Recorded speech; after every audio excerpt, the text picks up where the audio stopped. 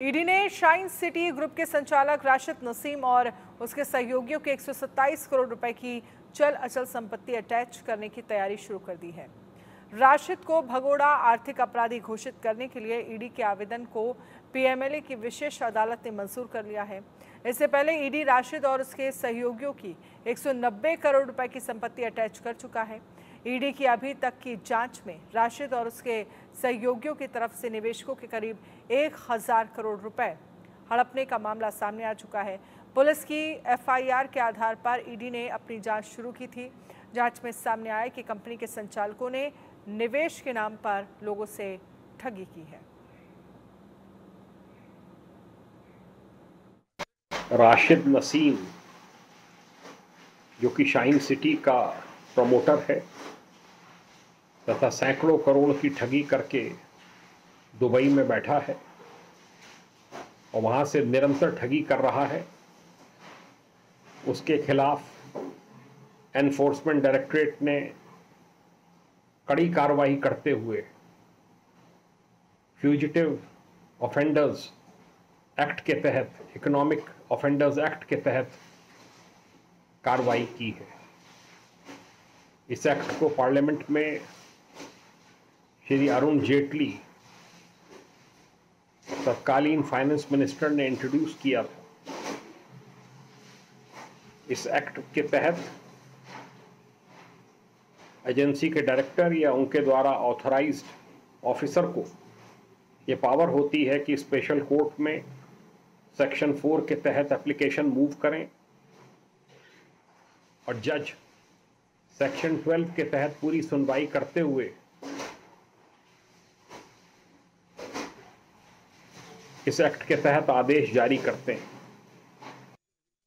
Shine city पर 550 से भी ज्यादा एफआईआरें दर्ज हुई।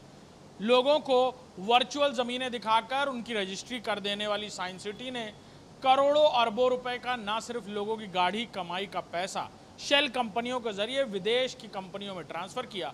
राशिद नईम न सिर्फ लंबे समय तक ये समझ रहा था कि ये गोरख धंधा बहुत लंबे समय तक नहीं चल पाएगा, एक न एक दिन ये पूरा खेल खुलेगा, इसीलिए वो इस बात की तैयारी पहले से ही कर रहा था। और अब शाइन सिटी से जुड़े हुए जो भी शेल कंपनीज हैं, जल्द ही इन्फोर्समेंट डायरेक्टरेट उन पर भी अपनी कड़ी नज़र गड़ाने वाला है। उनसे जुड़ी हुई डिटेल्स सामने आ रही हैं, शेल कंपनियों से जुड़ी हुई डिटेल्स निकाली जा रही हैं। और सबसे अहम बात, फियो की कार्रवाई की, यानी फियो एक्ट लगाया गया है। उत्तर प्रदेश में ये पहली बार है जब फियो एक्ट को इम्प्लीमेंट करना पड़ा है, फियो को लगाना पड़ा है इन्फोर्समेंट डायरेक्टरेट को, क्योंकि उत्तर प्रदेश में ये पहला मौका है जब कोई अपराधी इस तरह से लोगों के करोड़ों अरबों रुपए हजम करके विदेश भाग गया है। देश में पहले भी फियो लग चुका है, लेकिन उत्तर प्रदेश का ये पहला मामला है जिसमें ईडी को फियो लगाना पड़ा है। इस तरह के मामलों में जिसमें लोग इस तरह पैसे का गमन करके, बड़े पैमाने पर पैसे की हेरा फेरी करके विदेश भाग जाते हैं या देश की सीमाओं से बाहर निकल जाते हैं, उन पर ये फियो एक्ट लगाया जाता है। और इन्फोर्समेंट डायरेक्टरेट को पहली बार ये फियो एक्ट लगाना पड़ा है।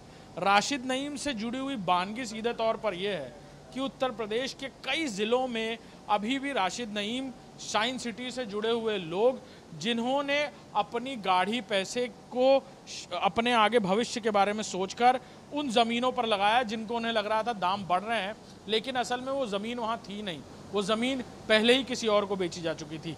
कई बार तो ऐसी ज़मीनें दिखाई गई कागज़ों में जो ज़मीनें थी ही नहीं। और अब इन्फोर्समेंट डायरेक्टरेट की टीम इस पूरे मामले को लेकर राशिद नईम और उससे जुड़े हुए लोगों के गिरेबां तक पहुंच रही है। शेल कंपनीज़ की जानकारी निकाली जा रही है। विदेश में जिन शेल कंपनीज़ के ज़रिए ये पैसे ट्रांसफ़र किए गए थे लंबे समय तक, उन कंपनीज़ को भी और उनसे जुड़े हुए लोगों को भी जल्द ही गिरफ्त में लिया जा सकता है। कैमरामैन दीपक के साथ अभिषेक सिंह, इंडिया न्यूज़, लखनऊ।